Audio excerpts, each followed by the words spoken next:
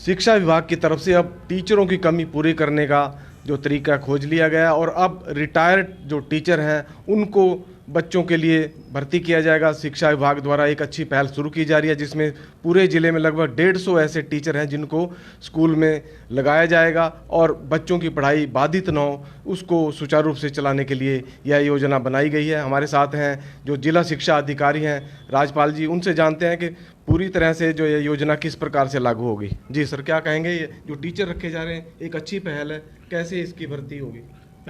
इसके लिए रीएम्प्लॉयड टीचर्स जो हमारे रिटायर हुए हैं, जिनकी आयु है ना 65 साल से कम होनी चाहिए, उनके लिए ये पोर्टल खोला गया है। बच्चों को इससे लाभ होना है। जहाँ पर मिड टर्म में टीचर्स रिटायर हो जाते हैं तो हम वहाँ टीचर नहीं दे पाते हैं, या मॉडल संस्कृति स्कूल्स हैं वहाँ पर हम अभी तक भर्ती प्रक्रिया पूरी नहीं कर पाए हैं, तो बच्चों की पढ़ाई बाधित ना हो इसके लिए ये पोर्टल खोला गया है।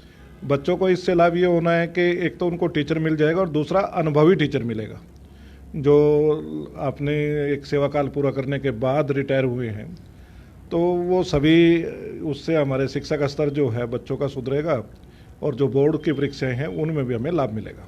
सर, ये प्रोसेस कैसे रहेगा? मतलब कौन अप्लाई कर सकता है, क्या उसकी योग्यता होनी चाहिए? इसमें गवर्नमेंट स्कूल के रिटायर्ड टीचर्स के लिए ही केवल अप्लाई करने का है, और जिस विषय के वो अध्यापक रहे हैं उस विषय को ही वो ऑप्ट कर सकते हैं। पोर्टल के ऊपर वैकेंसी शो होती है और जो भी जिस विषय का है वो अपनी वैकेंसी देखेगा। स्कूल का भी उसमें नाम लिखा होता है।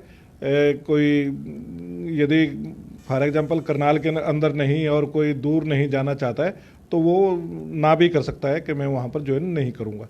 और यदि वो ऑप्ट करता है तो हमारे स्कूल मुखिया अपने पोर्टल खोलकर उनको सेलेक्ट कर देंगे और इसका एक मैसेज है ना उनके फ़ोन नंबर पे जाएगा टीचर के, और नेक्स्ट डे से ही वो वहाँ ज्वाइन कर सकते हैं और बच्चों को पढ़ाई शुरू करवा सकते हैं।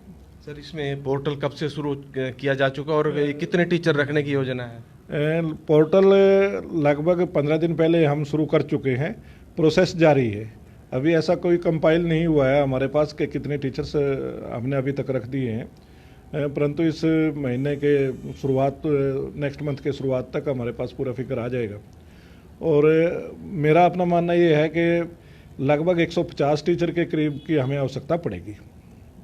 तो सर, जो शिक्षा मंत्री के सामने भी ये सवाल मीडिया ने पूछा था कि ज़िले में या हरियाणा भर में टीचरों की कमी है, क्योंकि कई बैच ऐसे हैं जो रुके पड़े हैं, हाई कोर्ट में है, कानूनी प्रक्रिया चल रही है, तो उसके लिए जो है ये टीचर रखने का एक अच्छी पहल है। बच्चों के लिए क्या?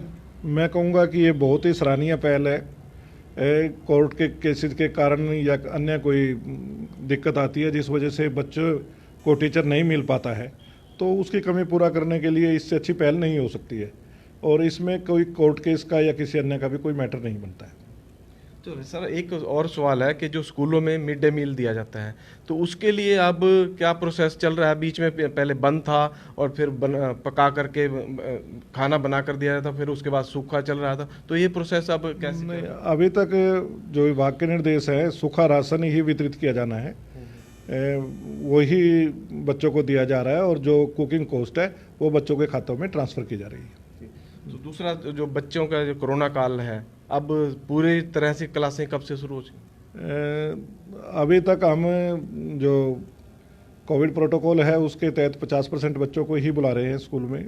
विभाग के निर्देश ही ऐसे हैं, इस प्रकार से हैं, और जैसे ही हमें ऐसा कोई मैसेज मिलता है कि फुल स्विंग में स्कूल को शुरू करना है तो उसका कर दिया जाएगा। अभी तक मेरे संज्ञान में ऐसा कुछ नहीं है। कितनी क्लासों तक अभी चल रहा प्रोसेस? अभी 1st से 12 सभी क्लासेज के बच्चे हैं ना हमारे स्कूलों में ऑफलाइन आ रहे हैं, 50% की कैपेसिटी के साथ आ रहे हैं। तो टोटल ऑफलाइन कब, क्योंकि अभी तो ऑनलाइन चल रहा है, तो दोनों सुविधाएं दी जा रही है? अभी दोनों सुविधाएं दी जा रही है। जो बच्चा स्कूल में आता है 50% बच्चे जो ऑफलाइन आते हैं उनको स्कूल में पढ़ाया जाता है, और जो बच्चे उस दिन नहीं आते हैं उनको ऑनलाइन उनकी क्लासेज उसी विषय की उसी टॉपिक की दी जाती है। क्या 50% अलग अलग हर रोज बदले जाते हैं? जी, बच्चे बदले जाते हैं। उसके लिए स्कूलों ने अपने स्तर पर फार्मूला बनाया है। कोई ओड इवन के हिसाब से बुलाता है, किसी ने गर्ल्स एक दिन बुलाई हैं, बॉयज़ एक दिन बुलाई हैं, जैसे उनका सिस्टम बनता है, और उसी हिसाब से सेम टॉपिक दोनों को पढ़ाया जाता है, चाहे वो ऑफलाइन हो या ऑनलाइन हो। तो ये थे हमारे साथ